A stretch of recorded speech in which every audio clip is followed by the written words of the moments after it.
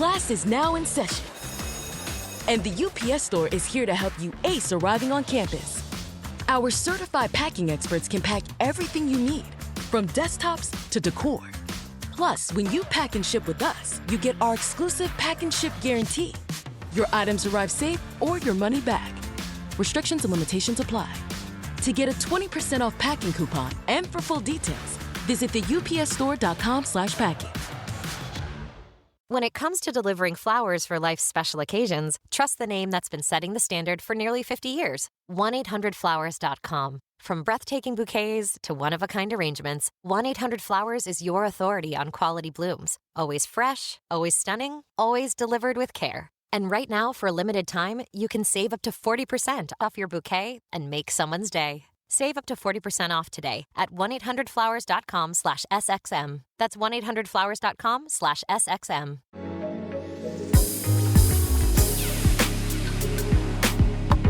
Hello and welcome back to Who's the Bitch? It's, a weekly podcast where you tell us your situation and we tell you who the damn bitch is. You're damn and right. Sometimes it's you and sometimes it's the other person and sometimes it's us. It's always us. Yeah. I love how you were singing a little bit up top, though. Am I starting to affect you, You are Kara? affecting me. You're getting in. Yes. I'm one of your hosts, Kara Klang. Oh, I'm another of your hosts, Jackie Zabrowski. Welcome to the show, everybody. I hope that you're not dealing with too many summer bitches. I tell you, because something about summer, they come out in droves.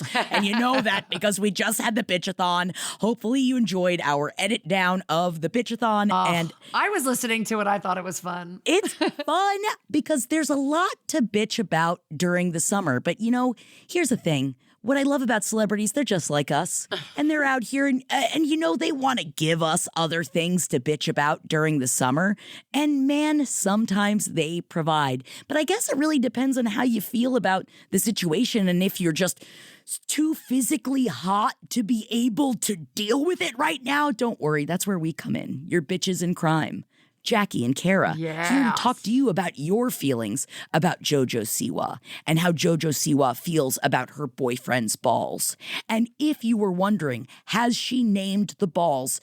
Your answer, whether you want it or not, is yes. And it is something they're openly talking about. Now, I don't know if you're familiar with Jojo Siwa enough, Kara, but over on page 7, we complain a lot about Jojo Siwa. I was going to say, you can't get enough? Oh, okay. We complain a lot familiar with Jojo Siwa from one weird time in my life when I lived in West Hollywood, and I think I was depressed and didn't really recognize it. Whoa. I watched an entire season, of Dance Moms. I plowed through a season of Dance Moms and couldn't get enough. And that's how I knew JoJo. And I watched the season, I think, that she walked off. Whoa. And then I kind of watched in horror as the Bow Empire took over, and then her cheesy pop songs. And now I cannot stand that cover of Betty Davis Eyes that she's doing, and it needs to stop coming up on my For You page. And she's like, yeah, I hate it so much. But she's bi, she's straight. I don't know. I'm kind of following along. Tell me everything. Bisexual. She's out there. There's, the thing is that she invented gay pop also. As she let us know, she invented gay cop. Well, not that. That's what the YMCA did. Thank you very much. No, she invented queer pop, and she's saying things that just, man, you're just like, you're just saying things and maybe you shouldn't be. Now, one of the things that she's very open about, and I'm not, against her on this, she really cannot wait to have children. She wants 3 children. So she can stick them in a class with Abby. Yes, and she wants them fucking yesterday, and she makes no bones about it, and she has openly said that she wants to name her 3 children Freddie, Eddie, and Teddy. And she has, if you were wondering, already gotten tattoos of all 3 of the names on her body. Oh my God. But before she can get to the children, where do the children come from? The balls. So what did she do? She tiptoed over to his balls, and she decided to name them Jimmy and Timmy. Oh, God. And he goes, she calls my balls Jimmy and Timmy. She must really love the rhyming lingo within her life. That's what he said. Jesus. And do you name your breasts Have you named any part of your body? No, I've never done that. I've never named a body part. I have not either. And it actually surprised me. It surprises me that I haven't. I've never really thought about it before. I've never looked at my tits and thought they need a name. I'm not against naming your body parts. You know, if you want to call your middle finger like Mr. Winkle, well, then you fucking have it. But I just feel like there's something, maybe it's just me, that's not very sexy. Now, I will say a lot of the internet, there's a lot of talk of if the relationship is all bullshit anyway, because they did meet on Big Brother and publicly she left, you know, Jojo Siwa left her partner and then has been with him and has like changed her. She definitely, unfortunately said like, I went from an L to a Q, even though and so of course there was a lot of upset about that. She's just been getting yelled at a lot. Yeah. And she just has child's brain, She you know? is also 22. The brain's not fully developed. Exactly. And she's like naming the balls Jimmy and Timmy. And that, if someone named my fucking pussy lips while, like, if I just, like, leave me alone. No, not You the know? lips. I just don't know what they would call Bert and Ernie, I guess. They live, no, they don't sleep in one bed. I always kind of assumed that they would, but they didn't. They had two separate beds. They weren't like Charlie and the Chocolate Factory. But, you know, this really wraps up. Now, I don't think that Jojo Siwa was a bitch for doing this, but I do feel like it does weirdly go hand in hand with the fact that Trisha Paytas this week had her third child, and she did a big live stream to announce the name of the child before the child was born. And listen, Now, we know this is old news at this point. We know you guys are listening to this in early August and you're like, at this point, Trisha Paytas' children already have a YouTube channel with 3 million followers. What are you talking about? Yeah. But listen, we're in the time machine here because we're traveling, we're doing summer stuff. There's going to be a break, but you're not going to have a break in our episodes, but this is what's happening. So I'm going to hear what this name is live on air because I don't know anything about this. I do know she has one child named Malibu Barbie. This is the first time hearing she's having a third child. I didn't know there was a second one. The second child. So there's Malibu Barbie, which does make me think of Addams Family too, when she's like, and what did I want? Malibu Barbie. Yeah. And it makes me think of Joan Cusack, but I don't think that's Who is why. my only celebrity doppelganger, by the way. Oh the my only God. person I've ever gotten is Joan Cusack. Because you're the luckiest woman in the entire fucking world. I would give my life to even kind of resemble her. My God, I'm obsessed with Joan Cusack. I love her. The second child's name is Elvis. Okay. Okay. Now, for the third one, before she announced it, she did say that it would be, I know at this point the world knows the name, but she did say it would be water-themed and gender-neutral. I would love, okay, Kara, I'm giving you water-themed, gender-neutral. Okay. Do you have any that, like, you know, some, like, people online threw out, like, Titanic, you know, people threw out Atlantis. Yeah, Titanic, Atlantis. I mean, ocean, sea. Yeah, it's giving. Those It's- are just yeah, no, names that's- that people on Bravo have named their children. And I love this. People on Bravo have All right. named their children Ocean and Sea. I'm just going to tell you. And I don't understand when she specifically said that it's water and then also gender neutral because the third child's name is Aquaman. No. And yes, It's a boy. at birth, yep, Aquaman. Oh my God. How do you feel about the name Aquaman for a child? I know I don't want to make fun of the child. I'll be honest, Aqua's not that bad. Like Aqua's not that bad. I wouldn't do it, but I'd be like, oh, Aqua, that's kind of a cool name. I mean, kind of neat, different. No one You know has what? I would name my child Aqua, but I would spell it O-K-W-A. Aqua. But Aquaman is fucking stupid. Yeah. It's like Yeah. Spider-Man. I mean, what are you Yeah. doing? Yeah, That's not even that good of a franchise. People don't even like those movies. No offense. I know that Jason Momoa is involved with your family. I know, and I just, you know, he is out there. You know what? Jason Momoa did make a bunch of money playing Aquaman, and good for him. Yeah.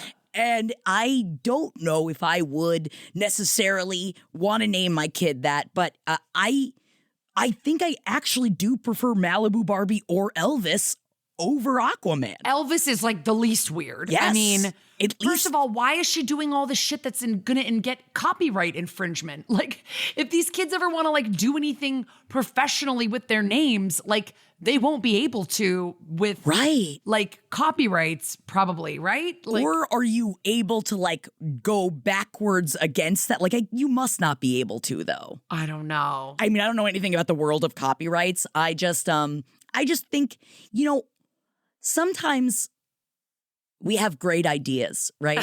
And I think that when you put them into use, sometimes it can affect everyone around you. I often talk with my husband. My husband is Jeffrey, but he is Geoff Jeffrey. And his entire life would people be like, oh, you're Geoff, oh, stupid way you spell your shit. And he's like, I didn't choose it. Yeah. I didn't choose this for my life. My parents chose this for me. Please don't take this out of me because I feel like it's not fair because it's the kids that get made fun of for the name.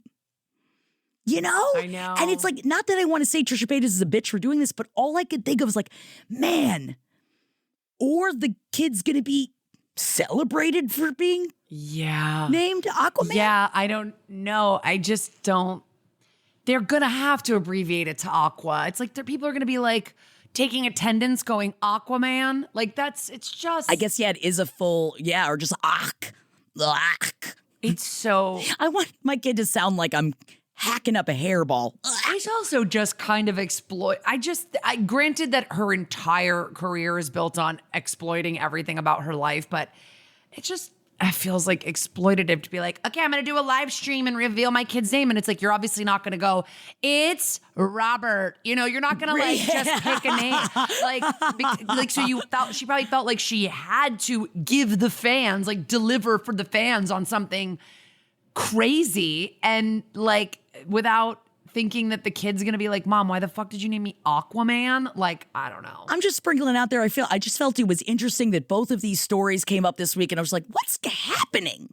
What is happening over here? Because I know it's not that crazy to name your balls something or name something on your body something.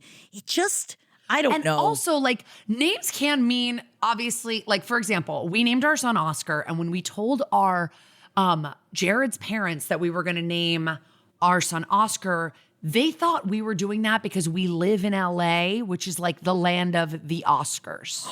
They thought that we wanted to win an Oscar and that we were naming our kid.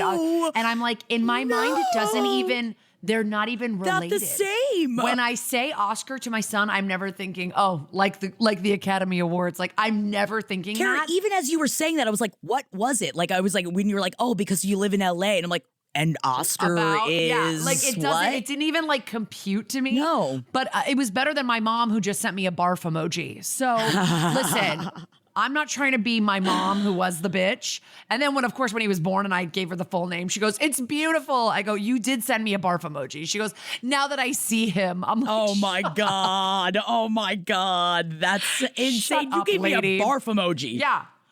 I'm not giving Trisha Paytas a barf emoji right now. I'm giving a very big question mark emoji or the confused face emoji. Because I just don't get where your head is at with that name. But you know what? Your kids are going to have bigger problems. All right. Yeah, good luck with that. Yeah, you're right. I mean, this is the thing. I think the name is going to be the least of the problems when you've spent all of your childhood in front of a camera. I mean, it's why I did take a time around with Dance Moms. I remember many, many years ago, and I just felt so yucky sitting by myself watching Dance Moms that I think I swallowed a season or two, and then I was like, I think I gotta stop this. Yeah. I think I shouldn't be watching this. Yeah. I'm just a woman that's 25. I'm not made to be sitting watching Dance Moms. What am I doing? Also, what's crazy is when you're watching Dance Moms, none of the music is licensable. So you're watching them dance to kind of knockoff music. And it never feels right. But anyway, love this unsolicited advice about naming body parts and babies. Shall we move on to our solicited advice? We've got some great emails and a voicemail. tossed in. Please. Eddie Murphy and Pete Davidson's worst day on the job is your best night in. The Pickup brings the action, hilarious laughs, and it's streaming now on Prime Video. Eddie Murphy and Pete Davidson star as Russell and Travis, two armored truck drivers thrown into absolute madness after what was supposed to be a routine cash run. They're ambushed by a gang of criminals led by Zoe, played flawlessly by Keke Palmer. And from there, it's nothing but twists, trouble, and top-tier chemistry. Directed by Tim Story, The Pickup serves action, laughs, and the kind of mess you'll want to rewind. It's fast-paced, hilarious, and a total thrill ride from start to finish. Expect wild detours, explosive setups, and the kind of chaos you can't look away from. If you're into unpredictable pairings and big summer energy, this is your movie. Watch The Pickup now, only on Prime Video. Hey, it's Ryan Reynolds here from Mint Mobile. Now, I was looking for fun ways to tell you that Mint's offer of unlimited premium wireless for $15 a month is back. So I thought it would be fun if we made $15 bills. But it turns out that's very illegal. So there goes my big idea for the commercial. Give it a try at mintmobile.com/switch. Upfront payment of $45 for 3-month plan, equivalent to $15 per month required. New customer offer for first 3 months only. Speed slow after 35 gigabytes if network's busy. Taxes and fees extra. See mintmobile.com.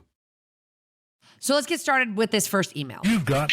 Okay, this feels long, so I'll keep this part short. Our writer writes, I love you both so much. Please let me know if you're ever looking to adopt a 33-year-old woman as a spiritual dog. Oh my God. I did say I wanted to adopt older, so I think that 33 is about it. That's what about I've been looking for. potty This is train. great. Yeah, this is great. I mean, sometimes. Depends. Okay, so she writes, back in December, I accidentally saw something on my husband's phone that I couldn't unsee, but also couldn't just let sit. And before I go into what it was that I found, I want to preface by saying I know that this will seem like an easy to brush off incident to some people, but not for this gal. The physical reaction I had was completely out of my hands, but to spare you the details, I was violently ill from it. Like I had to call out of work sick a week before Christmas from it. On to the story. What a precursor. Okay, I'm in. I know. When I opened his phone, not to snoop, I swiped up between apps and I saw that X was his last used app.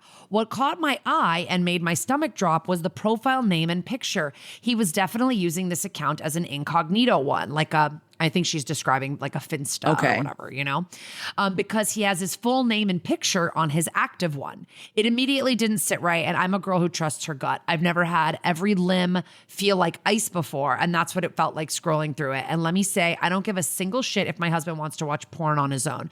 That is not an issue for me at all. But this account follows almost exclusively OF girls, OnlyFans. And not only that, he interacted with them. Not in the same way as if he had actually paid for OnlyFans, but responding to the tweets where they'd DM a video if you guess a number 1 to 10 or commenting on their stuff with something gross and horny. I didn't say anything to him for 3 days about it, just played like I was sick so our 2 children, both under 10, wouldn't see me so off. In the 3 days before I talked to him, I monitored that X account like a hawk. And on one of those days before I talked to him, all of the horny retweets were gone from his feed. The account still followed all of the same OnlyFans girls. His interactions were just gone. So when I finally talked to him, he was very caught off guard, but he didn't deflect and he owned up to it. But he couldn't give me an explanation for why those tweets disappeared other than, quote, I was ashamed and deleted them, end quote, like some kind of post-nut clarity. Even after I pointed out that one of the deleted tweets was from October, feels too convenient for me, but whatever. He deleted the account in front of me and had an apology that seems kind of weak now. Here's where I may be the bitch. It's been 7 months and it hasn't been spoken about since. In that time, I've struggled to get past a mental block of sorts. It's like the illusion of him only having eyes for me was shattered and now I can't get it back. And I still get sick to my stomach if I think about it long enough to remember an excerpt from one of his tweets. Am I the bitch for still being upset about this? Or for being upset about this at all? Also, what do you consider this type of situation? It doesn't feel right to call it cheating or even emotional cheating. Not exactly vital to the story, but just to get across the feeling I have that he's dodging having any more talks about it. When I first talked to him, I ended with, quote, I hope you're happy with the nudes of mine you've got because you aren't getting any more from me, end quote. And he hasn't asked for one since. And that used to be a daily request. So. Wow. I do want to say, first of all, it is completely understandable to still be upset about this and for you to be upset about this in the first place. And also, especially because you haven't continued the conversation for you 7 months to still feel this way. Yeah. Because you haven't processed it. You haven't been able to talk it out. Like, really, I feel that when you come upon like a situation that really needs to be discussed, whether in a partnership or in a marriage, that putting it in the back of your head, I feel like it's the same as grief. It's the same as anything else. Anything else that you're going to shove down, that you're not going to actively process and work on, is going to still be there. And that's completely understandable. And I don't think that's you being a bitch. No. At all. No. How would you feel, Kara? Okay, listen.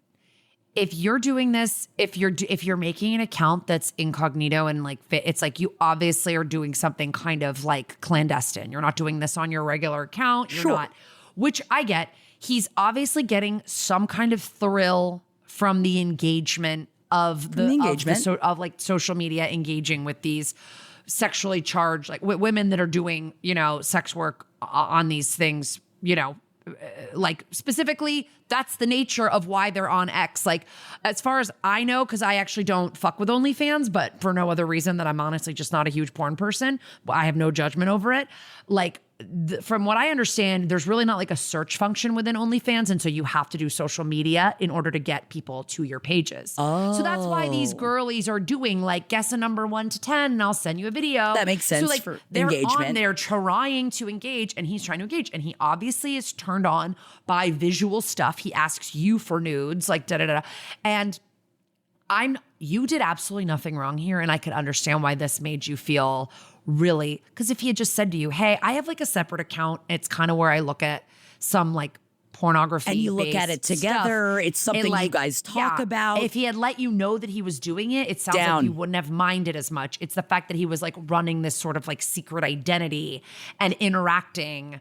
Whereas I feel like, and that's what is making you feel betrayed, which you actually absolutely have the right to do. Yes. But I think that him feeling ashamed and deleting it, and then you saying you're never getting a nude from me ever again, did not help the situation. I don't think that's going anywhere good, is what I'm saying. Like, I think that's going to lead to some other way that he's going to get this visual stimulation that he wants. And like, you guys should be communicating about what you both like and what you both want. Do you know what I mean? Yes. And like, maybe he's like, hey, is it okay if I do this? But one conversation where he goes, oh, sorry, yeah, I deleted everything, that feels like a mom scolding a child in a way. And I don't really feel like that's enough communication. Like, I think you guys need to talk more. Definitely. Like, it's been 7 months and like, especially now that it has been 7 months and that you have taken the time and think that like, you know what, this is something that still is bothering me and I would like to talk about it further. But rather than coming to the situation in an attacking defensive way, which is understandable because that's where you were 7 months ago, you were very upset about this. Not that I'm even saying you did that up top. I'm just saying now that it has had time to sit, I think writing down actually what it was that upset you the most about it specifically, rather than just like, because you did this thing.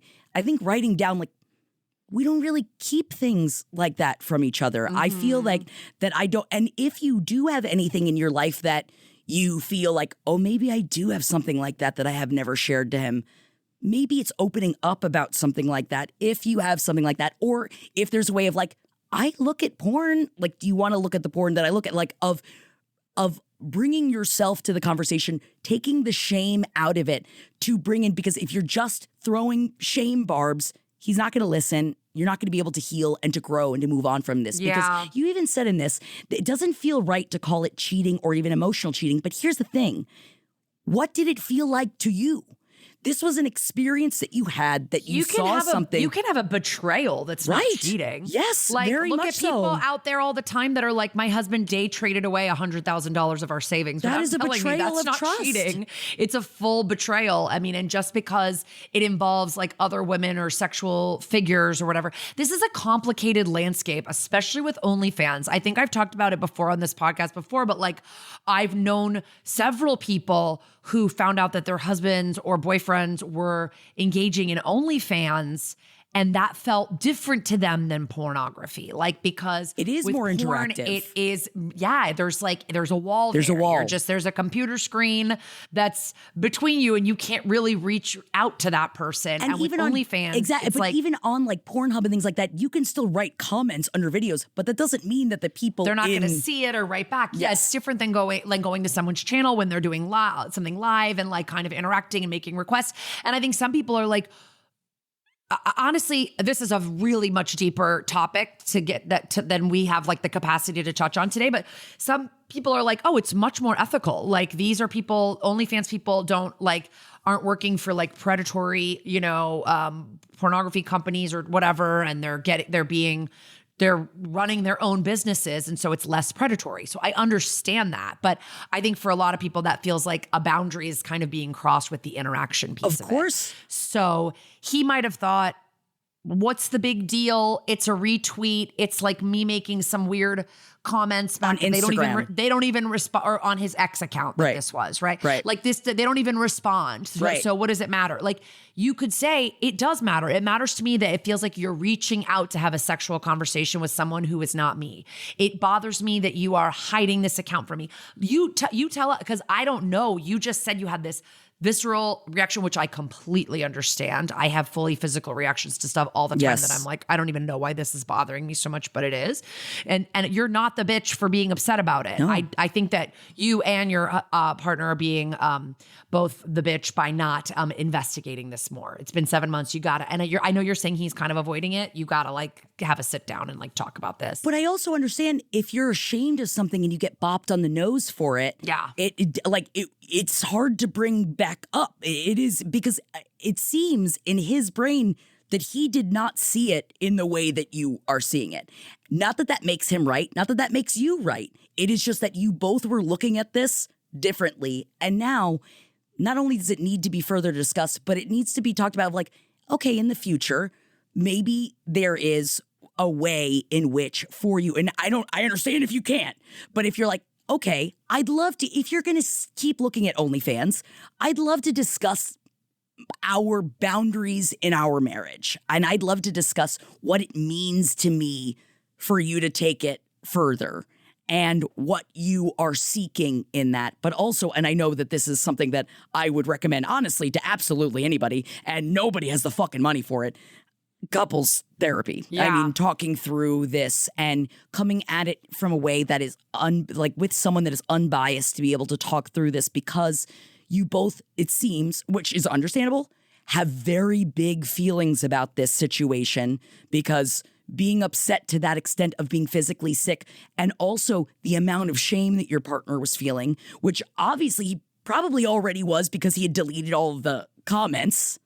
Unless you think that he was tipped off and thought that maybe you might know. And you used to send him nudes before, and now it feels like you're like, well, you're never getting them anymore, which feels like it's like a punishment. And like, that's what I'm saying. That's like that. He wouldn't want to bring that, because then it's scary. Then it's something that is a vulnerable situation. It's already, for some, difficult to talk about sex openly, especially when you're exhausted. You got 2 little ones under the age of 10.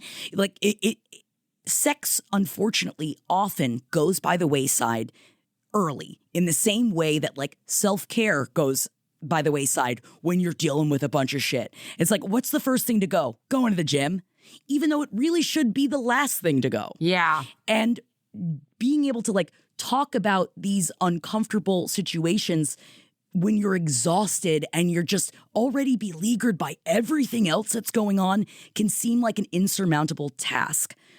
But it is worth it to work through this. Mm. And there needs to be work done to work through this.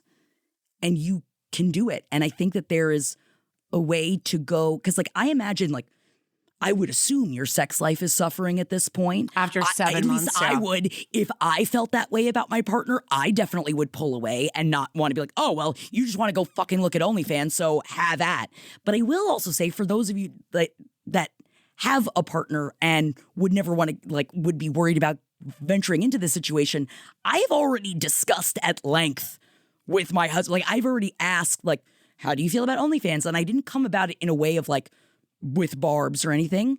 And he's like, oh, I've never looked at it before. And I was like, I haven't either. And I didn't know anything about it, but I was just like, I just want you to know, I probably would feel weird if you started really closely following someone. Yeah. Or if you were like talking to somebody all the time.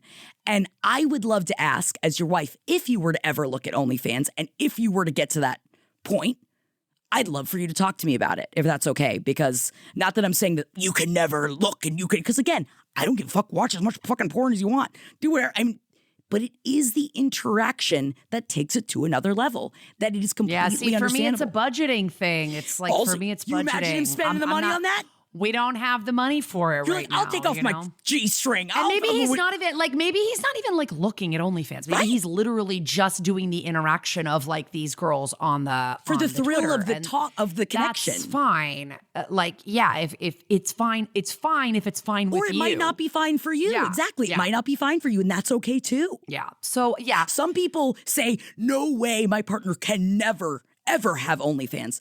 And you know what? If it works for you and your partner and you guys talk it out and you both come to the agreement rather than telling your partner what they can and cannot do, it is more of a discussion of, hey, I'd love to discuss our boundaries instead. Yeah.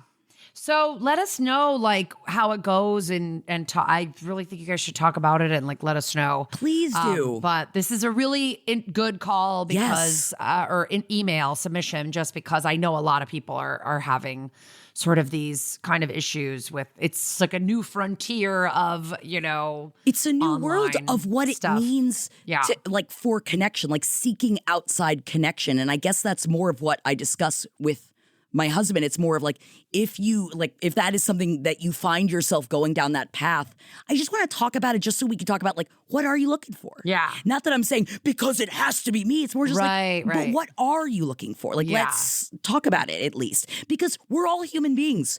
Your mind's going to think about other things. Like you're going to have, that's just life. Yeah. But it's difficult. Yeah. Sending you love. Thank you so much for letting us, giving us your, story and everything. This was really interesting. Thank you. Society doesn't want to talk about menopause. And when they do, they don't make it sound very pretty. So Walgreens is helping women change the perception and take back the narrative, because nothing is sexier than being in control.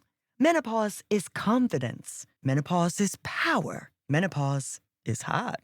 Let's frame menopause together. Watch the Menopause is Hot story at walgreens.com/hot. Eddie Murphy and Pete Davidson's worst day on the job is your best night in. The Pickup brings the action, hilarious laughs, and it's streaming now on Prime Video. Eddie Murphy and Pete Davidson star as Russell and Travis, two armored truck drivers thrown into absolute madness after what was supposed to be a routine cash run. They're ambushed by a gang of criminals led by Zoe, played flawlessly by Keke Palmer. And from there, it's nothing but twists, trouble, and top-tier chemistry. Directed by Tim Story, The Pickup serves action, laughs, and the kind of mess you'll want to rewind. It's fast-paced, hilarious, and a total thrill ride from start to finish. Expect wild detours, explosive setups, and the kind of chaos you can't look away from. If you're into unpredictable pairings and big summer energy, this is your movie. Watch The Pickup now, only on Prime Video. Jackie, read the next one, will ya? Got you. You got it. My boyfriend of a year has a female friend that he's been on and off friends with benefits with, including and right up until he and I met. They used to text all the time, and on occasion, the messages get suggestive and sexual. She sent him nude photos multiple times over the years, whether he was single or not, and the last 4 to 5 years, including last time they were physical, she was married and still is. Okay. When he and I started dating and got serious, he didn't tell me about her. I asked about people he was recently involved with. In fact, he never mentioned her at all. I only found out because he left his Google account logged in on my laptop, and I was looking for some photos and didn't realize that it wasn't my account. Once I asked about it, he did tell me. But I feel like he minimized things and tried to play it off as no big deal. I told him I'm very uncomfortable with this, and that if we stay together, I'm probably not going to be okay with this friendship. He said he understands why I feel that way and that he would feel the same way in my position. He ended up unfriending her on social media and tried to put it behind us. Fast forward 2 months, and she sent him a message asking why he unfriended her and saying she misses him. He told me about it and said that he would like to reply and tell her he can't be friends with her anymore, and I told him to do what he feels is right. So he sent her a message, which he showed me. It kind of sounded like he just threw me under the bus and said we can't talk or be friends on socials because my girlfriend saw the pictures of you. That already made me feel really shitty because I thought he got it and he would at least explain that it's because he doesn't feel like this is appropriate. But then she replied with, "Aw, do you want me to send you more pictures?" And I think you should still talk to me. I'm kind of torn because I don't want to get angry with him for coming to me with this because I don't want him to be afraid of telling me things. But at the same time, I feel like he just threw me under the bus and made me sound petty and jealous. And then just let that response go like it's no big deal. I don't want to have to give him ultimatums, but I'm really hurt that he hasn't told her in no uncertain terms that this is not acceptable and just blocked her. I try to let people be who they are and do what they're going to do and then act accordingly when they show me who they are. I feel like in this case, I'm giving him enough rope to hang himself, and that's what he's doing. But if I tell him what to do, then I'll never feel like he was willing to do the right thing by me. I don't know. Maybe it's better to just walk away before I have too much invested in the relationship. Other than this, everything else is great. But this is not being handled in a way I find acceptable. Am I being a bitch expecting him to break things off with his friend? Or should I just walk away because their relationship making me feel insecure is my problem? Thanks, Lena. Lena. Listen, Lena. Listen, Lena. Here's the thing.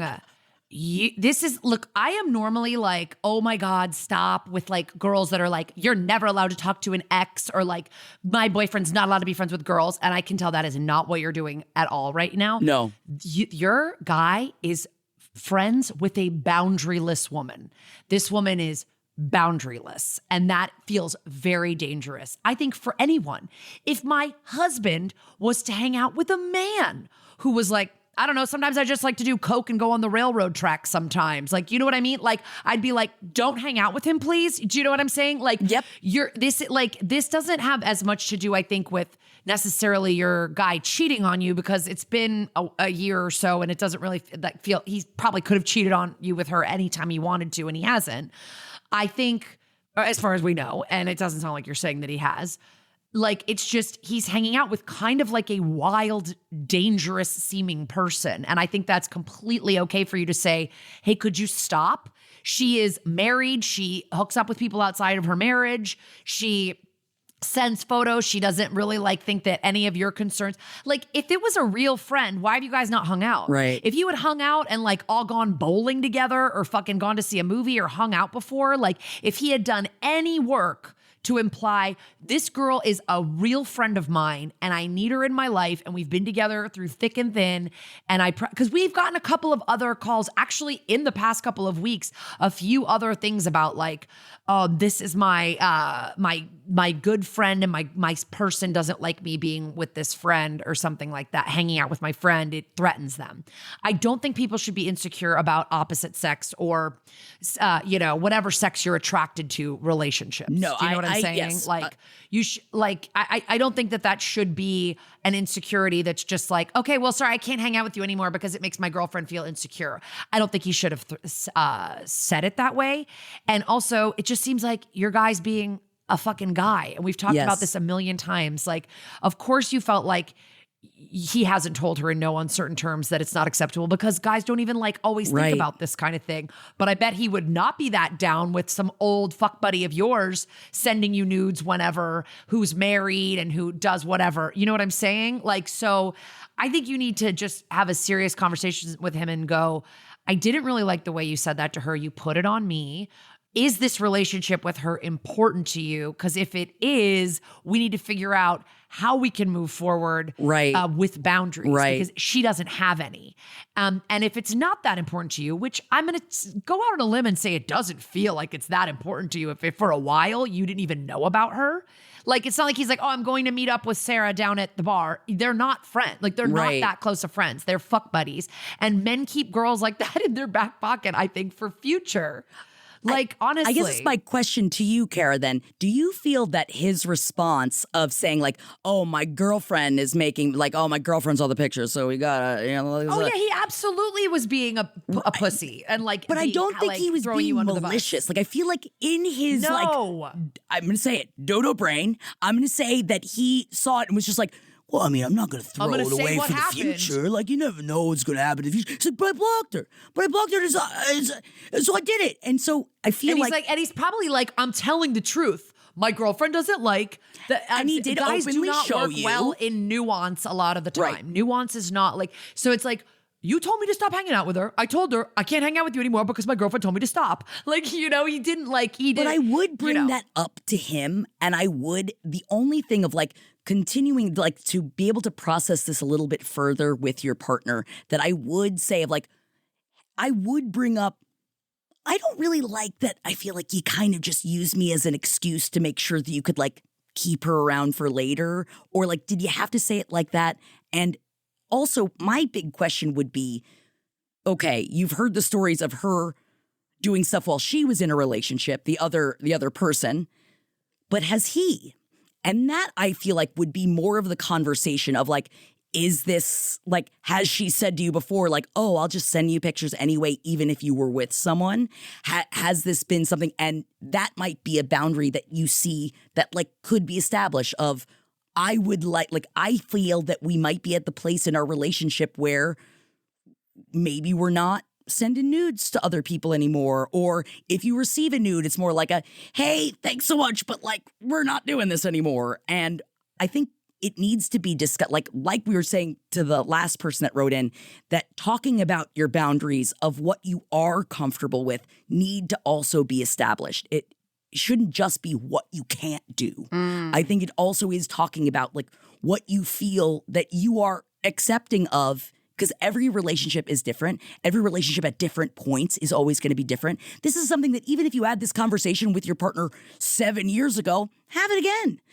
These things change over time, especially as technology changes over time. There are so many other ways that maybe some people wouldn't view that as cheating. This girl is unserious. That's what I'm saying. Is involved with, and sees your partner as another floofy having a good time, which we've all been a floofy having a good time. They're not that good of friends if the cutoff is just a social media unfollow. They're not that good of friends. Right. Like, they're not hanging out all the time. It shouldn't be that hard for him to just literally stop hanging out with her. And you should be like, it would actually make me feel good if you just blocked her number. I don't think, like, if we're in a fight and she happens to text you or you happen to know her number is there, it would, like, you know, you guys can find each other again down the road if, like, we break up. You know what I mean? Like, you can always refollow each other. Like, I think you're within your rights. And I don't think you're being a bitch. You're completely within your rights to be insecure because he is casual friends with a boundaryless woman. And that's... But also, I will say, he did nothing wrong. I mean, I don't think he did anything wrong. Like, he's not, like,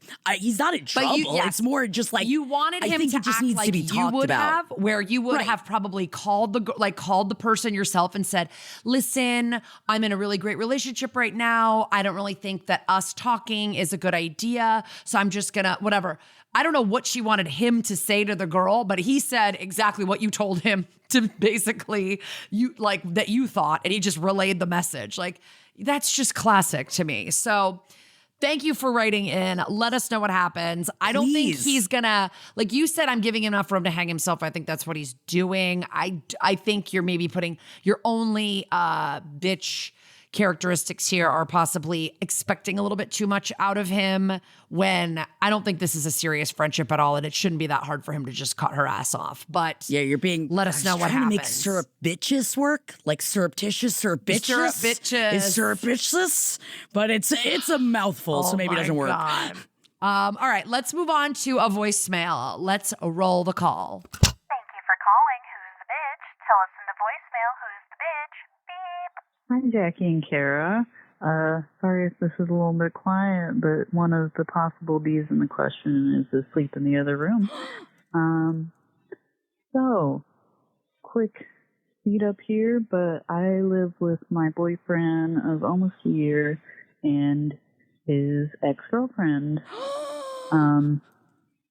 Yeah, We're just talking about this. It's an awkward situation, but it's a good situation, or at least it has been a good situation. Up until this past Sunday, I was a bit of a bitch myself and went through her journal and found an entry about them being my boyfriend and our roommate, his ex-girlfriend, having kissed and a little bit of touchy-feely stuff. And I confronted them about it and told my best friend. My best friend said, kick them out. And honestly, that's what I would have told any of my friends, and I have not. And I don't know what to do. So I guess the question is, am I being a bitch to myself for not kicking them out? Yeah, I feel like I'm leaving so much stuff out, but I'm high and stressed, and yeah, so am I being a bee to myself for not just kicking them out and calling it quits? Any advice would be helpful. Thanks, guys. Bye. Oh, my name's Holly, by the way. Sorry. Hi, Holly. Hi, Holly. Obviously, like she said, I'm leaving a ton of stuff out. This is really, I have there's a lot million missing questions. here. I have so many questions. I wanted to include it just because it's one of those classic, like, yes, you found out that something shady happened, but you found out in a bitchy way that violated privacy. Yes. So it's kind of like, I don't know who the bitch is, because like to read someone's journal is pretty fucked up. Yeah, because also so that I would think mean you'd have to like, you're the bitch on that. You called yourself the bitch on that. I think you know you're the bitch on that. That's like private thoughts and like but you did find something in there and you confronted them. And when you confronted them about it, it sounds like you got confirmation. I don't know, maybe not, because like your best friend said kick him out. It's like obviously you got confirmation. I'm assuming you got confirmation, because also part of me is also like, if they just denied it, like it's an old entry, like I don't know, you know, right? That it's like, oh, it was a dream, or oh, that never happened. Like I feel like, so I'm assuming yes that they were confronted and that it was said that it happened, right? Right. And but I would also kick them out because this is a weird situation. Like, I don't know, everybody's finances and stuff are different. So obviously I'm not going to like, I just think like if you and your boyfriend are going to work through this, let's say, because I'm not saying it's impossible to work to like, it's not going to happen living with his ex-girlfriend. So I would leave. I think that's the thing is that get out of this living situation, no matter. It sounds like, again, I'm going all off of context clues, the words that you're saying, because this was like a 90-second message that I don't really know a lot of the details, but it sounds like if you're in the position to kick them out, then it's your apartment somehow.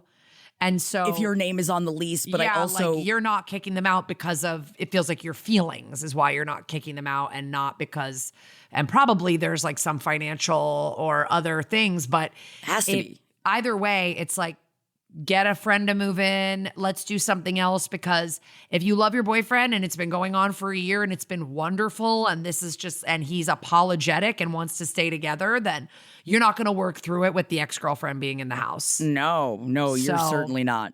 And the only way, that's why I would say if you were able to, but of course financially very difficult to say, for you to move out and to leave them. And if you would like to continue to still see your boyfriend, then you still see him if you want to. Yeah.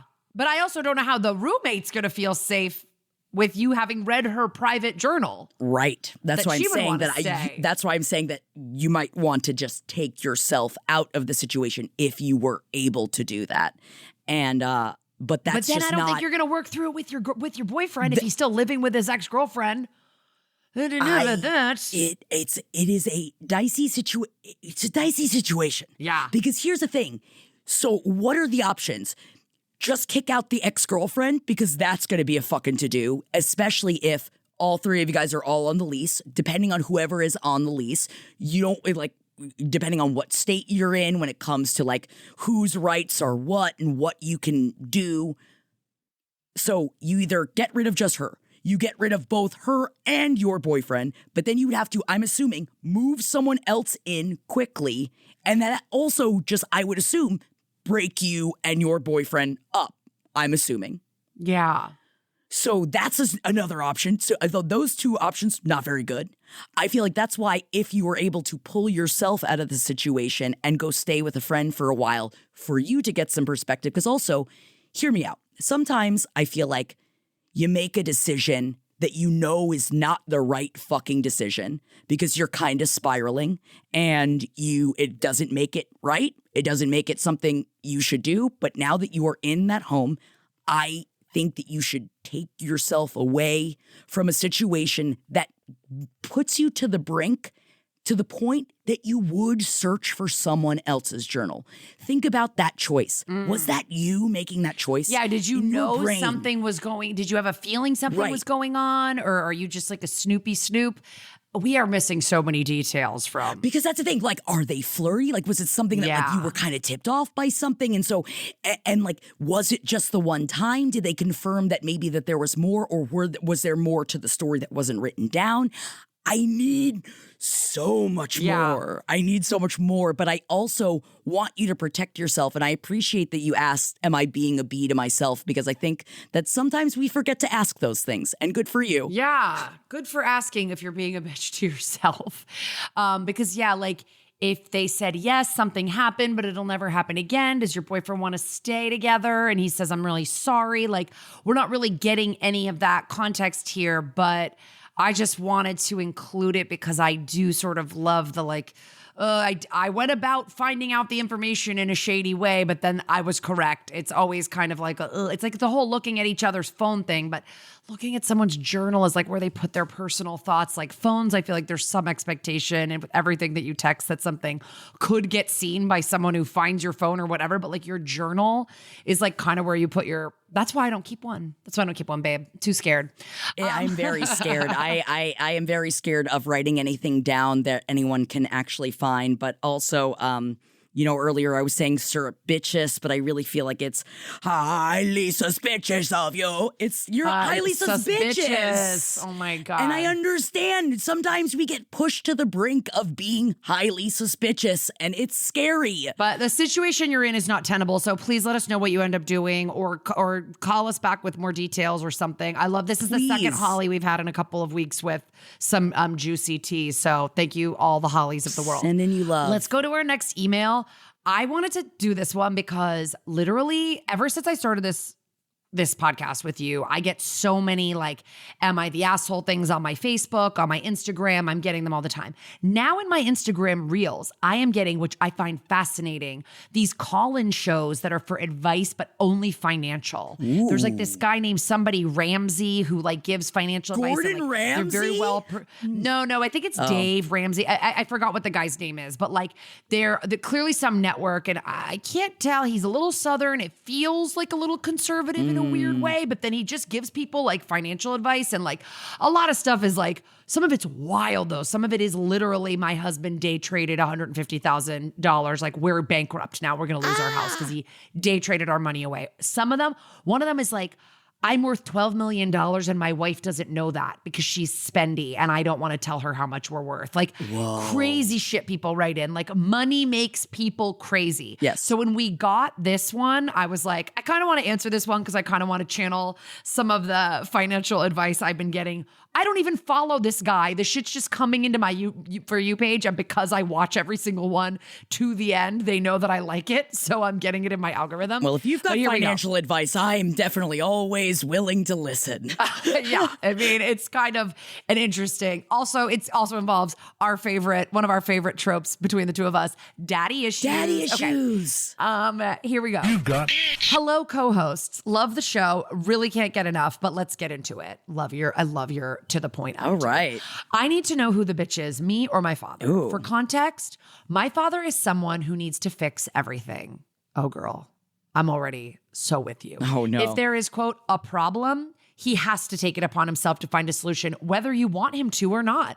As such, over the years, he has taken it upon himself to pay for things I needed or to pay off debts I had with the expectation of me paying him back. Now, sometimes it was done in good faith. We discussed it and I agreed. But more and more as time has gone on, he has started just paying for things and then telling me I owed him money without consulting me because I figured it was all in good faith and he was quote unquote helping me. I just let it happen and started sending him $250 every week straight from my paycheck to pay him back. Eventually, it got to a point where I thought I had to be close to paying him back, but I didn't know because I hadn't kept good records. That's on me. And he had never shared the exact amount I owed him. So I asked him for his records so I could be more intentional about paying him back and stop paying into an endless void. He completely ignored my multiple requests for the total of my balance. And so I stopped paying. I decided I was no longer going to just keep sending my father money when he was unwilling to tell me how much I owed him. When I moved to New York at the beginning of the year, I needed to sell my car, but there was a delay with my final paycheck. I couldn't get it done before I had to leave, so I asked my father if he would mind taking it to the dealership the next week to finish the transaction, and I would send him the money for it. He blew up. He accused me of being irresponsible, that I was just going to leave the car at his house and he would be stuck with it, and he wasn't going to do it. He then sent me the rest of the money I needed, told me to do it myself, and that he would just add it to my debt. I don't even understand this part, but you got the idea. He continued on and yelled at me. That was me, Kara, talking, by the way. He continued on and yelled at me for not paying him for the last 6 months and that I was ungrateful and spoiled. I took a deep breath and told him that I had not asked for money, not this time or many of the other times he did this to me. I told him that I was perfectly willing to pay him, but I had asked numerous times about the total and he refused to provide it. He got flustered and said he would have to total it all up. He didn't even know how much I owed. I told him once he did that I would be happy to start paying him again, and he is still mad at me. So am I the bitch for not paying until he gives me a balance, or is he the bitch for assuming I would keep paying into a black hole and he could ignore my request? Let me know what you think. Sincerely, Jenny. Whoa. I exactly know what it's like to have a dad who goes, well, I went and got you that thing that you needed. And you're like, I didn't need that. I didn't want that. And now you've wasted the money on it. My dad doesn't necessarily ask me to pay for it or pay him back. He just wants to be like the hero coming in and you're like, but I didn't want that and I didn't ask for that. And like, it's really like, it's hard, I think, for our parents as we get older and become full adults to see us that way. And so I think he's just like bailing you out to be a quote unquote good dad and then is asking for you to pay him back, probably also to be like, to teach you a lesson. But it's like,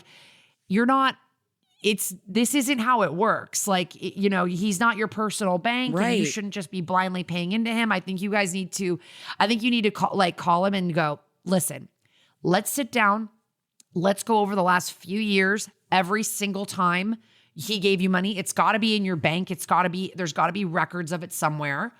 And let's figure it out. Yeah. I just saw somebody call into one of these shows where they said that their parents took out a loan for their college and they were paying them back so much money and they had paid them almost double the loan, but their parents combined it with a different loan. And it's like, no. You don't get to this is why family and money is so fucked bad up a lot of the time. It's really something I've really tried to avoid in my life, if you can, which I understand there's obviously times where you need to borrow money from your family or whoever.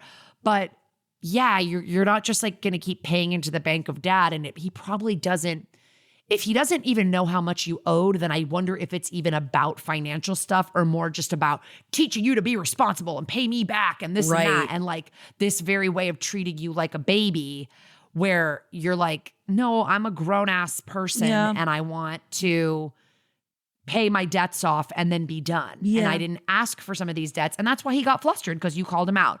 I don't think you're the bitch at all for not paying until he gives you the balance. The problem is that this gets, money stuff gets in between. It's like, what legally are you owing? Or right. in a financial legal sense versus morally, ethically, your parents did give you this money for this thing and do you owe it back to them? And I also imagine that it needs to be clear what's a gift right. and what's a loan. Right, exactly. And I imagine that part of his upset too was I imagine feeling flustered when asked for the actual show of how much it was owed, because he obviously was not keeping track of it. Right. And I imagine he probably is upset because it feels like you don't trust him, which You don't, but it's not because like you think he's taking your money. It's like, no, you just feel like he's not quite aware of what is coming in and going out. And sometimes just adding a little bit of bookkeeping into stuff just so we can keep track of it in the future. But for someone that is not keeping track of it, that immediately is, I imagine, all of the thoughts of like failure, of like not doing the things, like I'm letting my daughter down, I was just trying to help, and the anger of the I was just trying to help that I feel like we get from a lot of our boomer parents. And it's just like, yeah, but if you had just opened your mouth and said something, none of this would have happened. Yeah. And it would never have gotten this far. So what I will say to you, good for you for breaking that cycle, because it is very difficult to break with a family member and when it comes to money. And once it starts popping, it's hard to get it stopping. And it is scary sometimes and uncomfortable. Yeah. Money and family sucks. Yeah.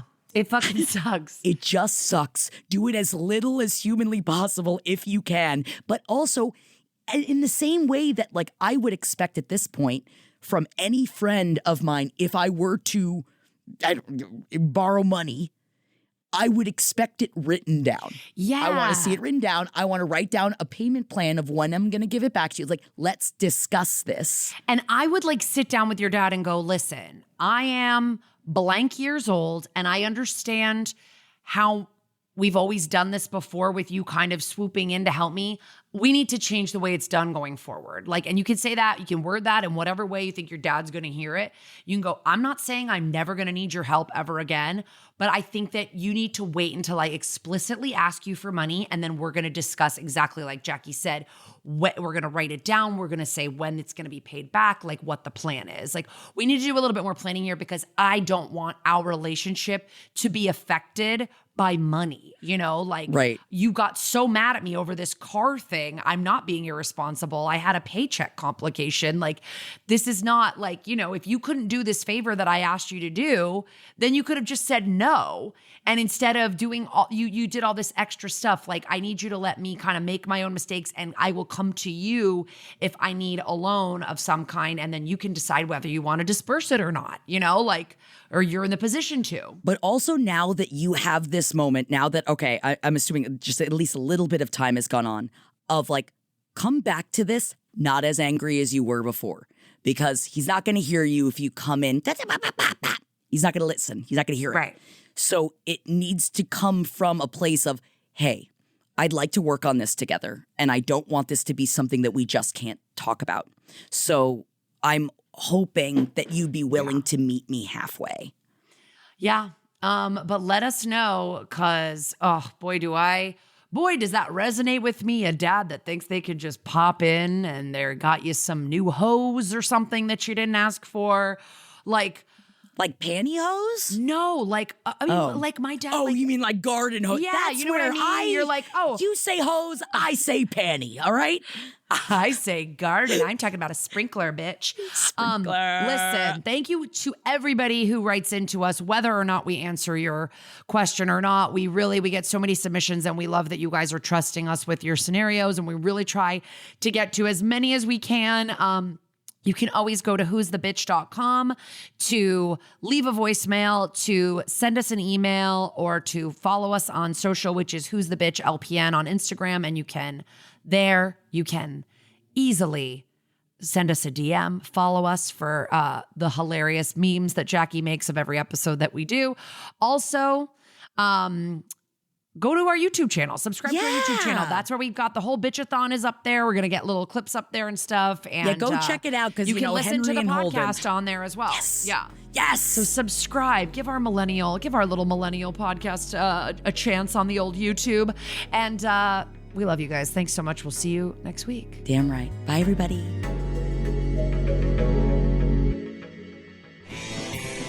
This show is made possible by listeners like you.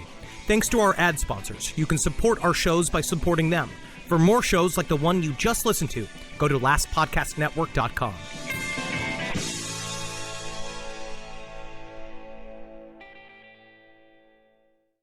When it's this hot, you need a snack that's cool, fun and delicious, like My Mochi ice cream. My Mochi is little scoops of ice cream and flavors like strawberry, mango, and cookies and cream wrapped in soft dough. It's creamy on the inside and chewy on the outside, like a sweet ice cream dumpling. My Mochi is gluten-free and only 70 calories apiece, the perfect guilt-free snack. This summer, grab a purple box of My Mochi ice cream and feel joyfully chill with the coolest treat around. At Capella University, learning online doesn't mean learning alone. You'll get support from people who care about your success, like your enrollment specialist who gets to know you and the goals you'd like to achieve. You'll also get a designated academic coach who's with you throughout your entire program. Plus, career coaches are available to help you navigate your professional goals. A different future is closer than you think with Capella University. Learn more at capella.edu.